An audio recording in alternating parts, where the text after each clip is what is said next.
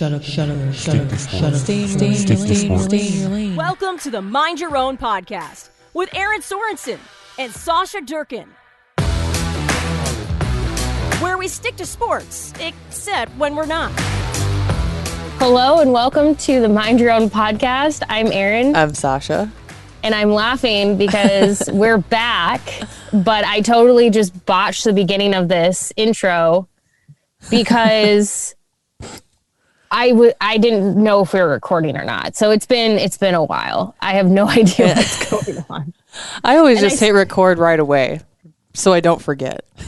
Yeah, and then I just stopped my video because we're recording over Zoom. So I don't know what's going on today, but we're back. We are back. We back. We were gone for 2 weeks. We were kind of unclear when we initially recorded our last episode because Sasha was on vacation for 1 week and then I was on vacation for the very next week. And so we debated if maybe it would make sense, like, to record, in between, or maybe even like I could just record, but my service was terrible. So it would have been an absolute mess. So it's good that we didn't, for the sake of everyone listening to this. You would have not enjoyed what that podcast would have sounded like. It wouldn't have been quality. No, it would have sincerely just been quantity, which, I mean, at this point in the summer, sometimes that's all we're looking for in the sports world. Right. But trust me when I say, like, my phone kept saying I was on 5G. It was lying. Like, I was getting like text messages delayed. I couldn't watch TikToks without them freezing. It was rough living. Yeah, we had some things happen with the net. Like, we had a podcast launch and it happened to be like the day after I left, and I was just like, I'm not getting notifications because I turned them off because I'm on vacation. But then I also didn't have very good service. So by the time that I was getting to stuff, it wouldn't have been good if we would have recorded. I forgot to turn like an out of office on, and I don't get that many emails, I'll be honest with you, outside of like people that I directly work with who knew that I wasn't available. Right. But I got a couple here and there where like it would have been helpful to have an out of office on. Honestly, I was going to say this for the end. We can talk about your emails when we get there. But if you have emailed us in like the last 2.5 weeks, I am so sorry that you probably feel like we're ignoring you. I should have also put an out of office on that inbox as well. Oh, yeah. But I am just like, I'm terrible at setting out of offices. So apologies if you have emailed us. It just looks like we're not responding, but that is not true. That is not true. I forgot you could do that with email. Whoops. Right. I don't actually even know where that, like, I don't even know how to do it. I mean, some people like put them on like their Gmail accounts and stuff when they like go out so that people know like, hey, but like my Gmail account is mostly like J. Crew sending me like, hey, here's 20% off. So like, sorry, J. Crew, I'm on vacation. Like, they don't care. Right. Oh, I need to go through my inbox sometime and start unsubscribing from things, because that's all it is just like, hey, like I'm looking at it right now. Okay, this one is worth it. Is Dog Threads, who I'm a big fan of Dog Threads, but I did get an email from them for the 4th of July, which I support that email. I think it was a meme that I saw, but it was like so accurate. I get so upset. Like, stop sending me these emails that I signed up for, giving me discounts. Like, that I refuse to then go unsubscribe from. Right. Yeah. Then it just fills it up, and I get a lot of those too. Well, it's been a mostly quiet couple of weeks. Nothing over the top, I would say, as far as news was concerned. I did see something. This took place from the time we're recording this. This took place about 5-6 days prior to the recording of this. So it's not old news, I wouldn't say, but it is, it's definitely already been discussed quite a bit on social media. I was kind of watching it happen, like I said, while I was on vacation, made a mental note of it, forgot that mental note, remembered it like last night, messaged Sasha this morning and was like, I remember it now. But it was an interesting conversation because somebody had shared, and I was trying to track down, I believe this is the original tweet. I believe the original tweet came from Dr. Lindsay Darvin, who's an assistant professor for sports management. I believe at least hers was the one that got the highest number of shares. And I think the photo is watermarked, so it may not have been her original photo. I just know she had like over 14,000 likes, thousands of retweets, and Jemele Hill quote tweeted her. So we're just going to go with like, this is like one of the original tweets of this. But what the tweet had was a graphic that the watermark is from somebody called Shot Clock. And it said SportsCenter's Instagram coverage this past week. Logan Paul loses exhibition against Floyd Mayweather had 17 posts, while Simone Biles winning a historic 7th United States gymnastics title had 0. Dr. Lindsay Darvin shares this photo and says, preferences do not develop in isolation. It is highly difficult for folks to become fans of something they're rarely, if ever, exposed to. And I meant to also then send this to you, Sasha. Another person followed this whole thing up. He is with, it looks like, South Carolina football's performance analytics. He's a USC alumni. He said, had some extra time, so I sat down and made a list. SportsCenter's Instagram had posted 492 times since May 1st. So we're talking about a month and a half, 492 times. Of those 492 posts, 21 involved women. That's 4%. 8 of those posts were highlights from games like softball or the WNBA. Only 8. 4 of them included some form of sporting activity like spikeball, martial arts, etc. 6 were meme videos that had nothing to do with sports, and 3 were posts that included women as the main subject. For college alone, women's softball CWS has been happening, and this is like my own little like caveat in this as a reminder, if you've been listening to this podcast, the women's CWS actually does astronomical viewership compared to even the men's College World Series. People watch the women's CWS. So it is not a like, people can't come with well, no one watches it. There's no reason. Women's lacrosse had finished up, women's tennis, women's track and field, women's beach volleyball, all have occurred within the month of May. And he said, you're telling me that there isn't one noteworthy highlight from these sports. Again, this is from Daniel Heidke on Twitter. You've had 2 major LPGA events, the WNBA season, tons of National Women's Soccer League games, 5 main card women's UFC fights, and I'm sure a ton of other significant events for other sports. It is a blatant negligence for an entire half of what sport is. I understand that certain events like the NBA playoffs draw a larger audience, but to have less than 5% of your content from the last 41 days include women's sports is ridiculous and embarrassing for ESPN and SportsCenter. I appreciate Daniel sharing this because I want to just point something out.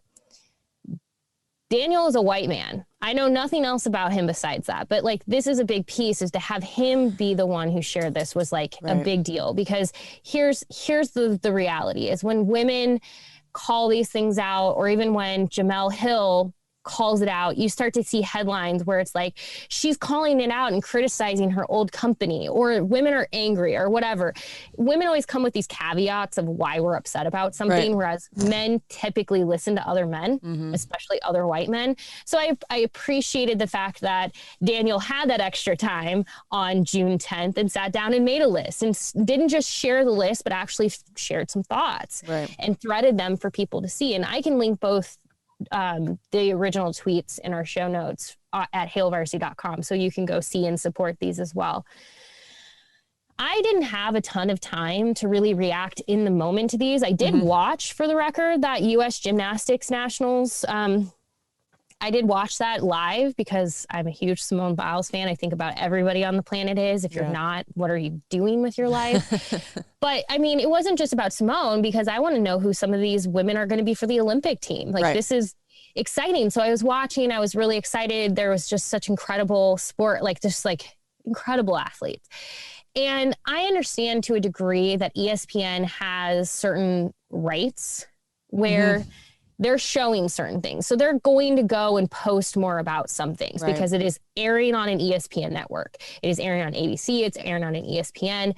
They're more likely to show more NBA content that is airing on ESPN than something that has aired on TNT. Because typically if they're going to go share that, it's going to have a TNT logo or it's going to have this or that.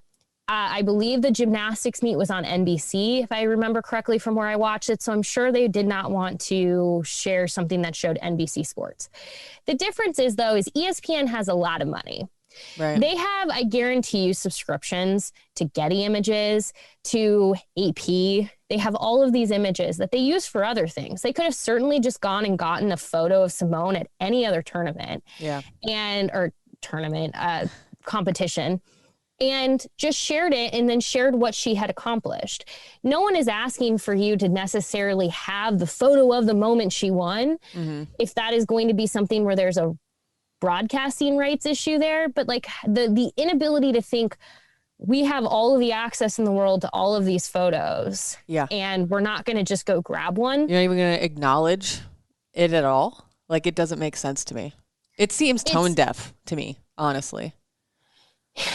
It tells me that there are a lot of men who work on sports centers, Instagram and social accounts. And the reality is that is still the world of sports that we live in. Is a lot of things are predominantly run by men. And this is why when we talk about representation and why it matters so much, it's not just about seeing it. It's about the people working behind the scenes. Because, I mean, here's the thing with ESPN. ESPN, again, has all the money in the world, and they're taking videos and they're taking photos and crediting things like World Athletics. They're crediting an AP right here via Getty Images about Denmark star Christian Eriksen, which, by the way, that was very scary. I'm glad to hear that he is okay and doing well. But this photo that they used of him is literally a Getty image. So, I mean, there's really nothing that was stopping them from saying something about Simone Biles or really any women's athlete. And I'm looking at the SportsCenter account right now, and it's just men. And every so often there's a woman thrown in there. And my question is like, what is the issue here? Why is ESPN and SportsCenter, why are they not seeing this lack of representation? And I'm guessing it's because they don't have a significant, I'm just guessing that because we've talked about this before, we tend to hire people that look like us, that remind us of ourselves. And if that department is not diverse, this is what can happen, is people just go, yeah, no, it looks great. Right. Because they don't, I mean, I think you said that really well right there, but I'm like trying to think of the words to say what I'm trying to say here. Basically, if you can see it, you can be it. And that's what the point that we're trying to get at here. Like, the more you see something, it becomes normal, right? Especially with like women in sports. There are women's sports. So like seeing more of that and having it more prevalent on all of these networks, whether it be the social media or literally on the station itself, being able to see it allows other women and other girls and little boys, whatever, if you see it, it becomes more normal. Yeah. How do we expect? I mean, that goes back exactly to what Dr. Lindsay Darvin said in her tweet. It is highly difficult for folks to become fans of something they're rarely, if ever, exposed to. How can we expect people to become fans of things if we're not showing them? The media coverage has always been notoriously bad for women. And that is, I sincerely cannot say it enough.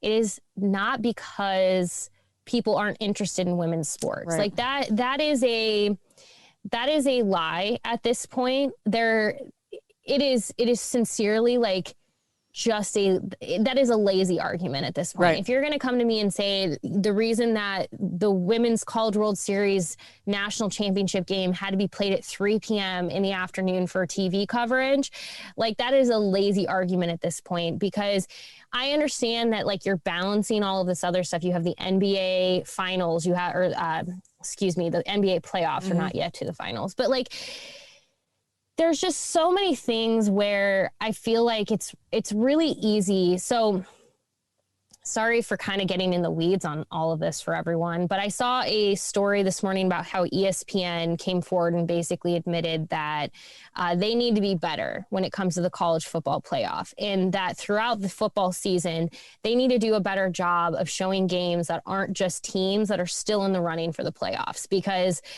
while, yes, everybody wants to see the teams that could be in the playoffs, just because Penn State, now I'm kind of like half quoting this without fully remembering the story, but it's out on Twitter. I'm sure a lot of you have seen it. If not, you can just go Google it and Google ESPN college football playoff, and I'm sure the quotes will come up. But long story short, they were saying like Penn State, if Penn State loses the second week of September, they may be out of playoff contention at that point, but Penn State has a huge following. So why would they stop showing their games? They need to keep showing their games because people want to see them, and they want to see them in primetime. They want to see them in good slots. This is actually, if you're a Nebraska fan, a really exciting thing that they've admitted, because Nebraska, despite having had poor season, still has heck of viewership. So you might start seeing them not at 11 a.m. Put Nebraska in better spots, understanding that just because Nebraska may not be in playoff contention in that year does not mean that they're not going to pull the audience that ESPN's interested in. Right.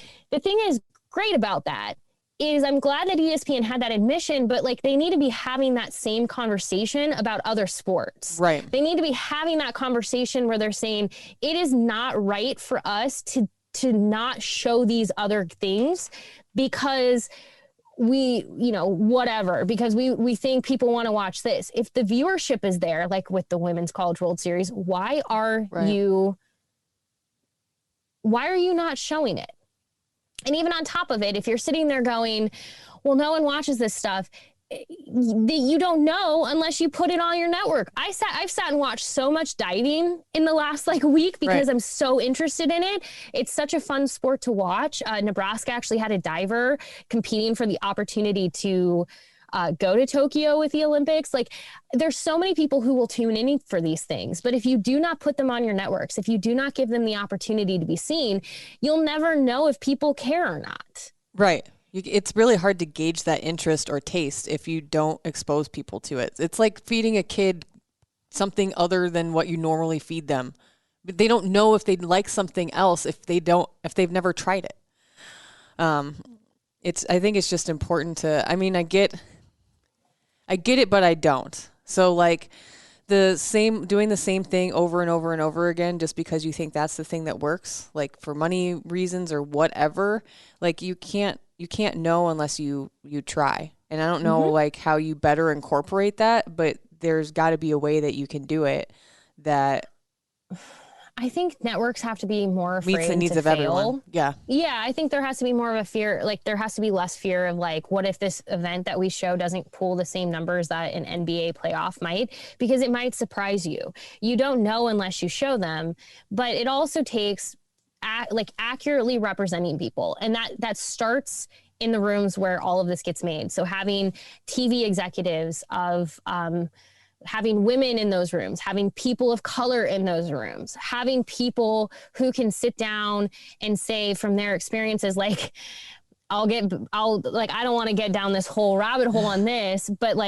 even this month, June being Pride Month, and all of these brands who are let's turn our logos into rainbows. And people have gone out and called them out and been why are you still donating to, politicians who basically vote against all of the things that Pride Month is about? They're actively harming the LGBTQ plus community, yet you're going out and parading around that you support Pride Month, because it's kind of this safe thing, if you will, now, where it's everyone is cool with it, that you can be a supporter of Pride Month and LGBTQ plus, but you're not actually a supporter if you're still then going and donating money to people who are actively harming that community. Right. My point there is, I'm guessing those brands do not have somebody of the LGBTQ plus community sitting in those rooms who are saying, hold up a second, we shouldn't go change our logo to that color because one is performative, especially if we're donating money. Yep. This is why donating money to places that is actively harming people. This is why representation in spaces matter. a personal experience. And I always say this, Hail Varsity 110% can always be better than it is.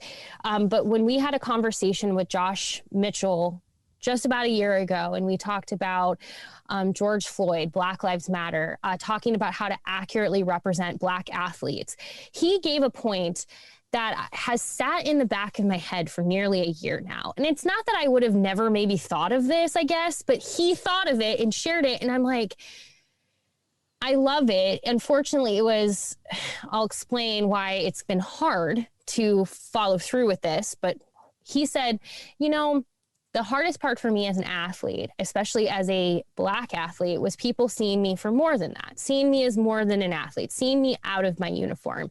And he said, on your Instagram, it would be amazing if you could show more athletes out of their uniform or highlight them in a way that is not just them performing. Mm-hmm.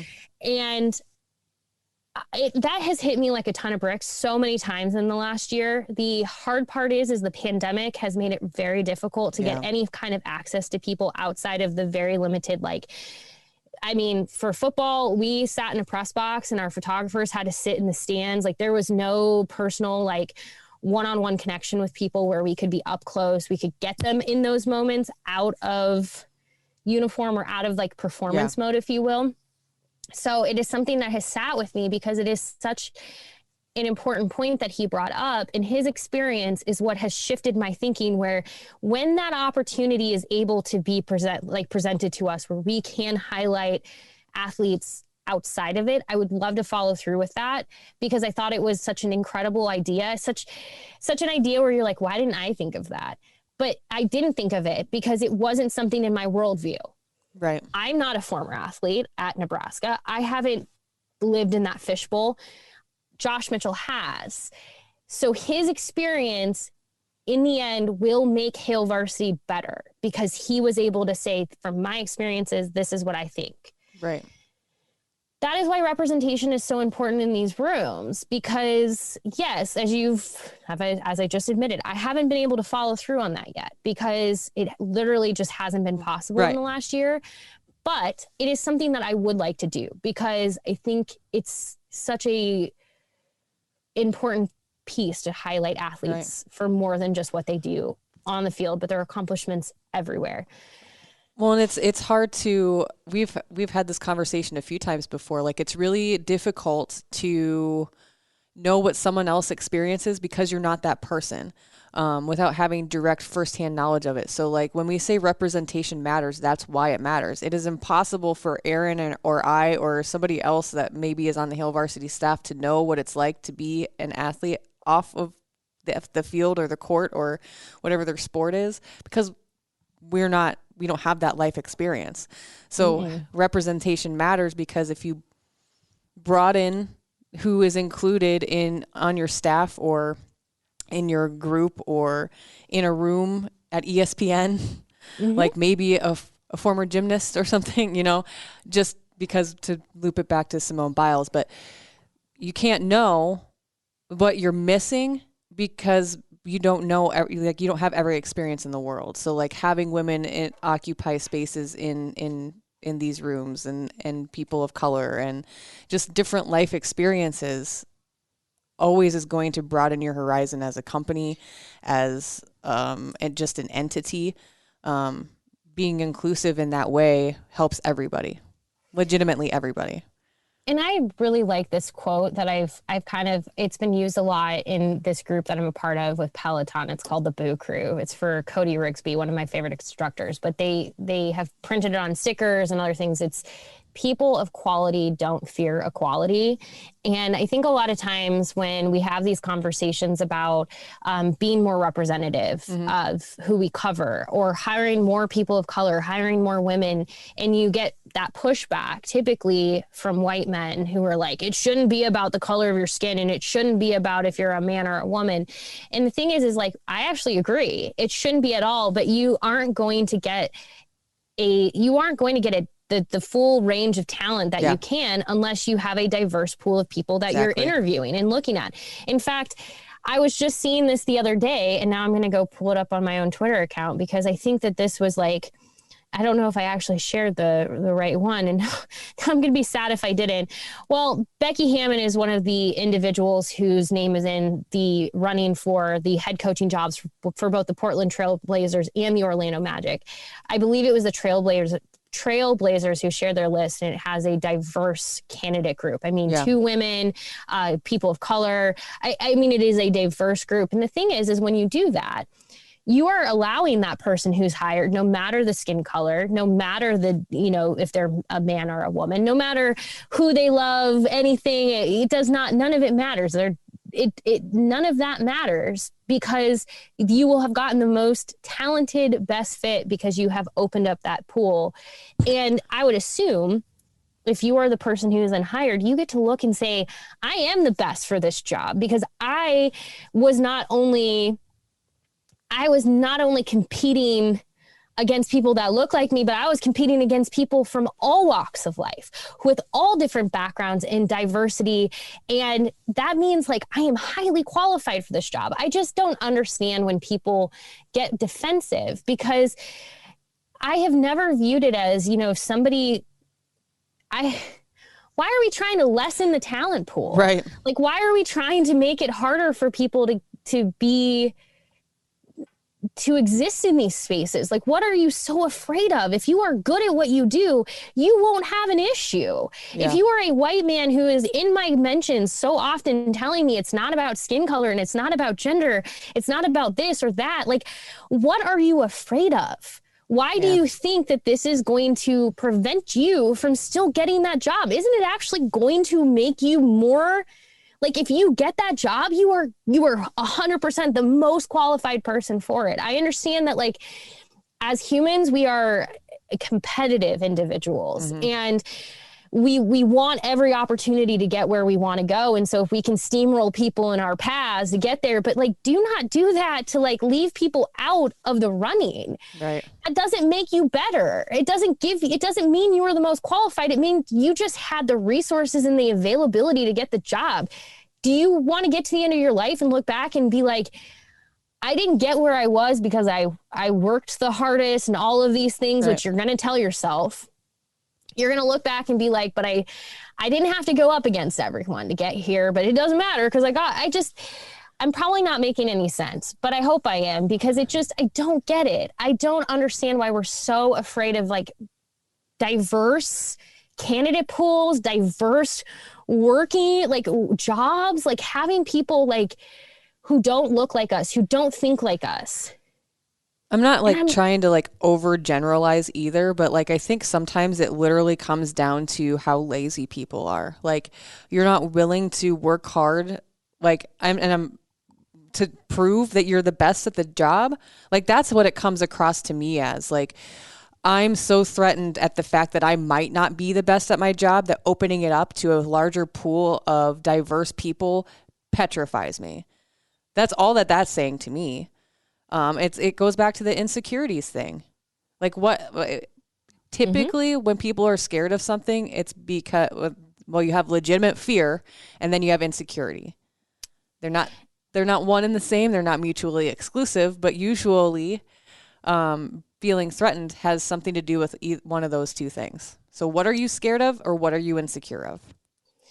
Yeah, no, I mean, I actually think that is, I like you said, I don't want to overgeneralize that it's this all the time, but I do think that there is a sense of fear of the unknown, fear of what it could mean, where people get nervous that does this mean that my job might not be there? But the thing is I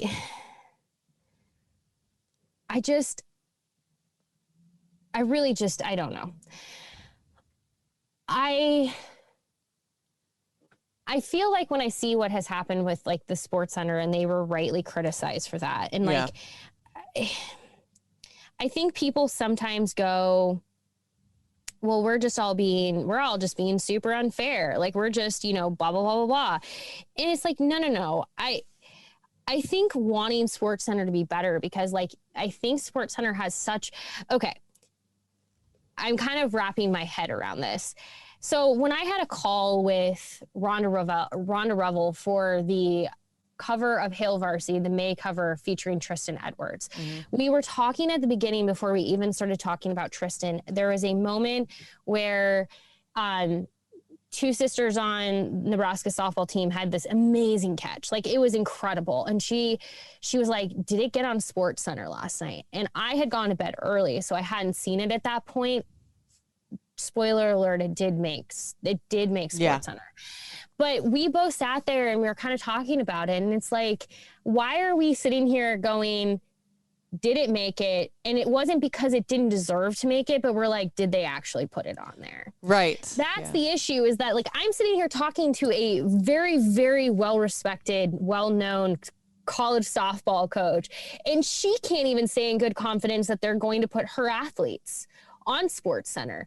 That's the issue. It's not the fact that if they hadn't, because let's say hypothetically that day there was just like 10 really incredible things that happened, and for whatever reason that video did not get onto Sports Center. Right. That's okay.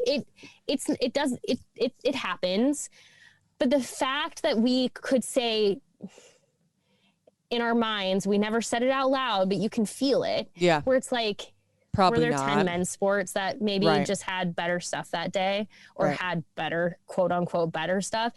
That's the issue that we run into, is when it doesn't feel fair. Because when you don't see that representation on Sports Center's Instagram, for example, so only 4% of its posts over 41 days is of women. No, you're not going to feel like it's going to be represented on the show. You're not going to feel like those things are going to show up elsewhere. It all works together, even if they're different teams of people. It does not matter. Yeah. It's just, I always struggle, because I always, before these podcasts, I'll sit and talk to myself, and I show up and I'm like, oh, I have all these great things to say. And then I like stumble over my words for 45 minutes to an hour. But it's something that like we needs to be talked about, but there isn't like a clear cut, easy solution. So I think that it's important to talk through these things and continue talking about them, just to keep them top of mind, to keep people aware. Like, I feel like that's us doing our little part to help keep the conversation moving forward. We're not always going to be perfect at this. Like, I don't know what to say half the time because I can't like pull my words together. But the fact that we're having the conversation in the first place, I think is super important. Yeah, I just, I'm so excited. I am going to be a part of a Galvanize boot camp. It's virtual this year, but I'm going to be a part of one in a week, which I'm just like so ecstatic about. I'm really looking forward to it. If anyone is curious, Galvanize was founded by Laura Oakman. She is, you've probably seen her covering NFL games for Fox, but she, is incredibly well known in the sports media industry, well respected, and she has taken that and created Galvanize as an opportunity to bring women together as support for one another, to continue our growth in sports media. So, for instance, the one I'm participating in is with the San Diego Chargers. They've moved to Los Angeles. The Los Angeles Chargers. That's never not going to be. Yeah, every single time. I still do the St. Louis Rams sometimes. Yeah, I'm like, St. Louis Rams. It's fine. They're not there. But like, part of it is like an opportunity for me where I'll get to interview a rookie, get some feedback on my own interviewing skills, just like hone my skills and like do all of that. So I'm really, really excited for it. I just saw Allie Snow, who is a reporter for Channel 8 in Lincoln. She has worked for the Big Ten Network. She has done sports for the Huskers. She was able to just recently do an in-person with Brown Girls Dream, which is in a nonprofit foundation that was founded by Carrie Champion. I am so excited to have seen that for her. Basically, their mission is to give hope, provide support, and build a safe network for young women of color looking to make a difference in our society through sports, entertainment, and I think theater, is the last one. Sorry, she's sitting in the photo very beautifully in front of the sign that I was reading from. But I'm so happy for Allie that she has Brown Girls Dream, this foundation, this support system that she can go to. These things are great. Galvanize, Brown Girls Dream. There's so many more out there of women who are trying to create a better and more inclusive space, but it can't just be women. Like we have to. So like, I want to be clear, like with Galvanize, part of it is like we partner with an NFL team, and like they just did one with the Dallas Cowboys, and it meant so much to the Dallas Cowboys head coach that this was happening, that he showed up. He showed up for this boot camp and spoke with the women and wanted to be a part of it, because if he's going to have his rookies or his players show up and to be a part of this and to hopefully build them into allies as well, he has to show up too. And it's been kind of a consistent theme from the Atlanta Falcons, where members of their front office have shown up. I'm guessing with the San Diego Chargers, gosh dang it, the Los Angeles Chargers. Don't come for me, Chargers fans. It's going to take a while. Been that way for a while. It's hard to change over.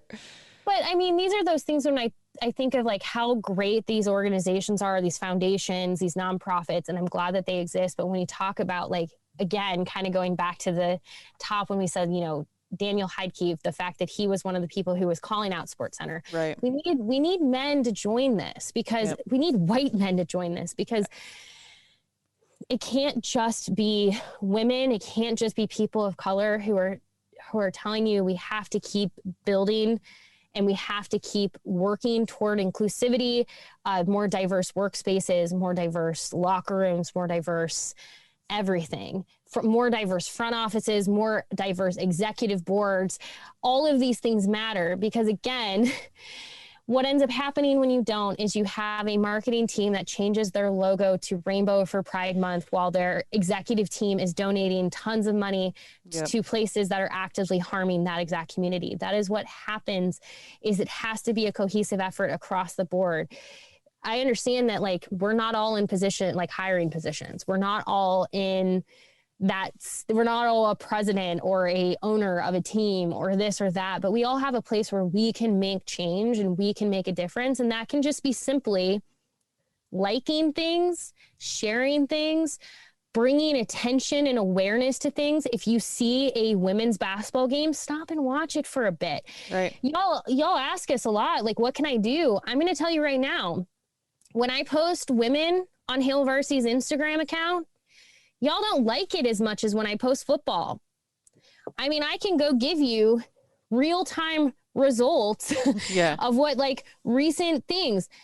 Nicklin Hames, I posted a photo of her, 540 likes. I posted a women's softball photo of Nebraska's catcher, just under 300 likes. Cam Jurgens, a photo of him is getting close to 700. Baseball, over 800. Let me go look. I'm going to go find a recent one. A photo of Scott Frost and the team running out of the tunnel on game day. 1,200 likes. I mean, Lexi Sun coming back did 1,800 likes, and that was because it was a big news piece. But like, if you go back and look at some of our like in-season coverage of volleyball, when we share a photo, they're not always that high. If you want to do something, one of the very first things that you can do that makes a huge difference is when you see a photo, not just at Hail Varsity, but anywhere, like it, doesn't matter. I'm not telling you only like the photos of women. I'm saying like everything. Yep. Because that is what makes a difference, is when you are actively showing up for all sports. So I'm going to just, because there's always that one person that's like, well, what about this? Yes. Men's gymnastics, I shared a photo of that. It didn't even get 300 likes. Yeah. Show up for these sports, show up for these athletes, because I'm going to tell you right now, I'm going to keep posting them, and we should keep posting them, but you have to also do the work there. So if you're somebody who's like, what can I do? I don't have hiring power. I don't have this. What can I do today that makes a difference? When you're scrolling through your timeline on Instagram or on Twitter and you see something, take a second and like it. It doesn't mean you can't like football. I'm not telling you to stop liking football or stop just liking men's basketball. Just interact equally. Yes, exactly. Well, and then like by like something as simple as that, like that can change the algorithm. So then let's just use the softball example. Like that picture then gets in front of more people on their discovery feed of things that are similar. Like it may sound minuscule, but it could blow a picture up, it just offers more exposure to a wider audience of people the more it's interacted with. That's all we're saying. And you know what? It's kind of interesting. There are certain people that, like, I gotta say, there are certain athletes at Nebraska that they always come through. Mm-hmm. Always. It does not matter what the photo is shared of. They're always liking it. I would say if you're ever wondering who's like incredibly like, I will like just about everything about any sport, it's people like Adrian Martinez, mm-hmm. Ben Stille, Kelly Hunter, who's not a current athlete, but a former athlete who's now, coaching with Nebraska. Mm-hmm. There are certain people who show up in our likes all the time, and it does not matter what we post about. It could be gymnastics, it could be baseball, it could be soccer. It does not matter. They're liking everything. And I so appreciate that about those people when I see them consistently showing up in our likes, in our comments, because Randolph Kapai is one. Because they're not just showing up and saying you should care about me and my sport. They're also showing up for all of their fellow athletes at Nebraska. And I don't know all of them personally enough. Like, I know, some of these individuals that I see, and I'm like, yeah, that makes a lot of sense. But it says a lot to me when I see these names where I'm like, thank you for supporting. Thank you. Like, no one's asking you to do this, but you consistently show up for other people. And like, it means a lot, because especially when you think of someone like Adrian Martinez, who has the following that he does, Instagram then looks at that and goes, oh, this is something that people want to see. If Adrian Martinez with this amount of followers wants to see it, we're going to go show it to other people. So it is like a very simple active thing that he can do when he just gives you a like. Right. And I really appreciate that about people when they do that, because it shows that like they don't just want to like the photo that they're in. They want to like the photo that everyone is in. Right. Oh, it's just seeing that. I said this to Sasha over a message. Seeing the whole Sports Center thing was disappointing, but not surprising. But I will say it gave me a moment to reflect for Hail Varsity, because I'm always really cognizantly aware of, are we supporting enough? Mm-hmm. That is not just football. And, full transparency, Hail Varsity staff is not giant. We only have so much capacity that we can do in a given day or a given week. If we had, 3 times our staff, I would have a photographer at every single event. I would have a reporter at every single event. Unfortunately, we just don't have that capacity. I'd love Hail Varsity to grow into that, and we'll keep working toward it for sure, because that is a dream of mine, is to get to a place where we're actively covering as much as we can. Mm-hmm. But we only have 2 staff photographers. We have essentially 3 staff writers, 2 editors. I mean, it's not a large team, and I feel like we do as much as we can, but our focus has always been primarily football, men's and women's basketball, volleyball, baseball, some softball, and recruiting. But it hurts when I'm like, soccer deserves us to be there. Mm-hmm. Swim and dive deserve us to be there. Gymnastics deserves us to be there more often. And we try to show up when we can. But obviously we would never sleep if we tried to cover every single sport with the team we have now. So, we'll keep working at it, because it's something that I think really matters to us in the future of Hail Varsity, that we are able to cover more and more. But like, I'm really proud of the fact that like this, since January, the January cover of Hail Varsity featured 3 young women, 3 recruits on the cover. February featured Michael Caton, women's basketball player. April featured Kate Smith, golfer. May featured Tristan Edwards of softball. I feel good about the representation, obviously understanding that it could always be better, could always be stronger, but I think it starts with acknowledging that we have work to do. And that was the thing. I haven't seen Sports Center or ESPN make a comment. I would have loved to have heard them say, like, we hear you, we can be better. Right. Yes. Because I understand that it's at kind least of become acknowledge a thing. it. Yeah, and I understand like some people have kind of commented recently, like with some celebrities where they get called out for something and it's always like, I'm listening, I'll do better. And like, I understand that kind of gets to a point where you're like, stop saying it, just do it. But just some acknowledgement of like, we hear you. We've totally failed here, but we're going to work on being better and we're going to actually put that into action would be enough for me. Even if it was just like a small, like little statement, it's not canceling anyone. It's just saying, let's be better. It has certainly made me reflect. So I don't know. There's it's disappointing, but not surprising. Right. Like per usual, I feel like, gosh, usual. I think, I'm trying to think of remember the quote exactly, but basically it's like, you aren't what you say you are what you do. So like, acknowledge it, but then like do some actual work. Like, I feel like all of us can do that. I've tried, and I think at the beginning of this, like one of the first episodes, or at least towards the beginning of the year, I don't like to make resolutions. Intentions, I think, are better, but trying to be like, say what I'm going, not just saying stuff to say stuff, I guess is what I'm trying to get at here, but actually doing what I'm saying that I'm going to do with intention. So like, addressing some of this stuff, like I think in the wide world of everything, acknowledge that you could be better, but then prove to your audience that you are doing the work to be better. Yeah. And, I would say if I've learned anything in the last year, it's that especially like, it's really easy to center things on ourselves and to center our experiences. And I admittedly do that a lot. Heck, I do it on this podcast all the time. And I try not to, because I'm actively working on it. It's just like when I say words on this podcast that like, I'm like, dang it, that's still in my vocabulary. Like I thought we were past that. Right. And the reality is we're not.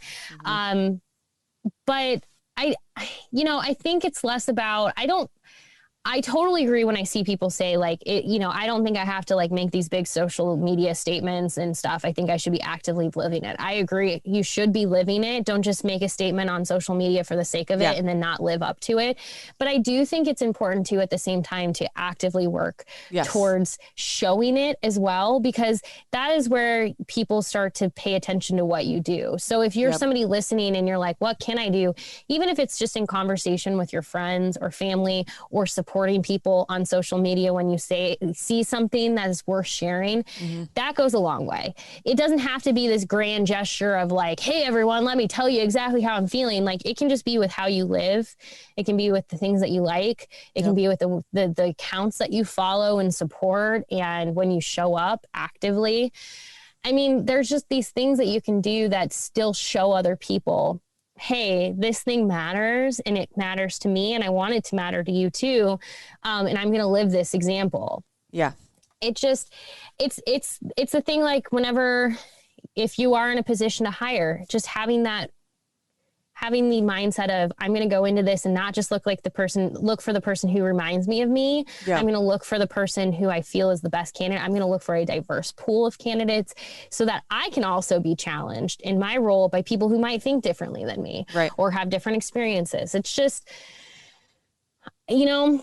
we will not get past these conversations. Like we always say, like we want to get to a point where it's not like shocking that a woman gets a job or a person of color gets a job. Or we say like, we want to get to a point where like these things like what happened with SportsCenter is not something that happens. Right. We will not get there unless one, we work at it, and two, we talk about it, but actively live it. Yes. And some of that will have to be behind the scenes. Some of that you should be doing it, so other people can see it too, or else they won't know that they need to join and also do the same thing.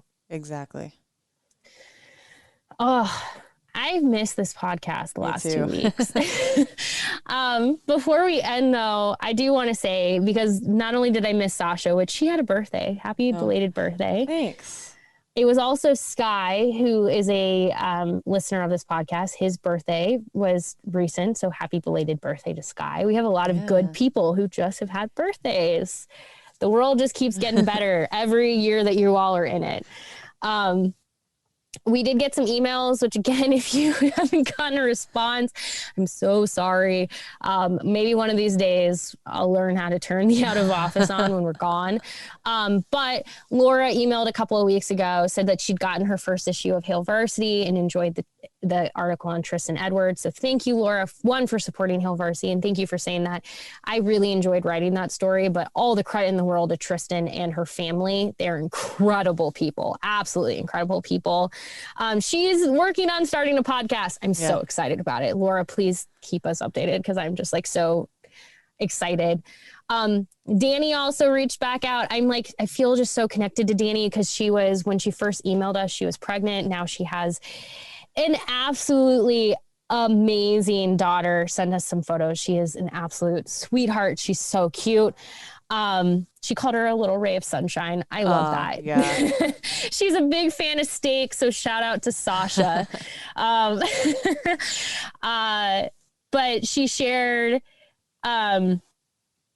she was sharing some things about just, being kind, especially to people in the service industry or in jobs that you have to interact with people. So friendly reminder that every time you are out and about, it does not matter if it is somebody at a doctor's office, if it is somebody working at a restaurant, if it is somebody working at the zoo when your family goes, to get a nice outing. Like, people are people. They have good days, they have bad days. They're exposed to a lot of good and bad. And I think leading with kindness, even when sometimes you feel like somebody may not deserve it, is so important. Yeah. Because I overheard a conversation the other day and it made my skin crawl, where this person basically said, if a server is not basically just absolutely waiting on you, bringing you drinks exactly when you need it, and this and this and this, they don't deserve a tip. Y'all, you gotta think about the fact that what might have prevented that service. Were they overly busy? Were they understaffed? Were you an asshole? Are you potentially an asshole? The other thing that I think that we need to, I want to reiterate the fact that, one, I think that we should just pay people a normal freaking living wage and get rid of tipping, period. But are you expecting someone to be on their 100% game and basically kissing your ass for $2.50 an hour and reliant on your tip and your mood that day? Excuse me, but when I was serving tables, it was damn near impossible to stay happy faced for your entire shift, because there's always going to be at least one jerk, or there's always going to be at least one shitty tip. And that affects your mood. You're relying on that money to bring home to pay your bills, while your reliable paycheck is $2.50 an hour, and you're probably working 32, 40, 45 hours a week. What is that? $200? No. Yeah. $80. Really? You're working 40 hours for 2.5. That's $100 is your paycheck. I just think yeah, it's just and you also aren't ever thinking about, and I'm saying the greater you, not you particularly, Sasha. Yeah. But you also aren't thinking about that person may be having a day where they're just having a bad mental health day. And you might go, well, just snap out of it, or you just don't get to do that. There are days where yesterday was a Monday. Yep. I had, same. It wasn't anything particularly went bad. There's a lot on my plate. I had a lot going on. And for some reason I was kind of in just a weird funk. I just couldn't kind of understand. And I was so appreciative. I'm actually going to go find it really quick, because I think a lot of us need to hear this. A friend of mine shared this, and it was popped up on my Twitter timeline at the perfect moment. He shared, instead of asking yourself why you're so lazy, ask yourself why you might need so much rest. Yep. And that was how I felt, because I had to sit down yesterday for 30 minutes and just take a moment, just take a beat. And I kind of beat myself up over it for a little bit. I was like, why am I doing this? I have so much to do. Why am I doing this? And I'm instead of beating myself up over this and thinking I'm lazy for those 30 minutes, why did I need that break? Right. What was going on? And that was a nice shift of thinking, but it's going to take a while to work on it. Yeah. But it's realizing that people are people. I stand by the fact that I think every single human being should have to, at least for a week or one shift, work in the service industry or in customer service, period, end of story. Like you can't, that's another one of those perspective things. It is impossible to understand the crap that you have to put up with in the service industry, broad sweeping, customer service, food, whatever it may be. We have to they have to deal with people, and people could be the worst.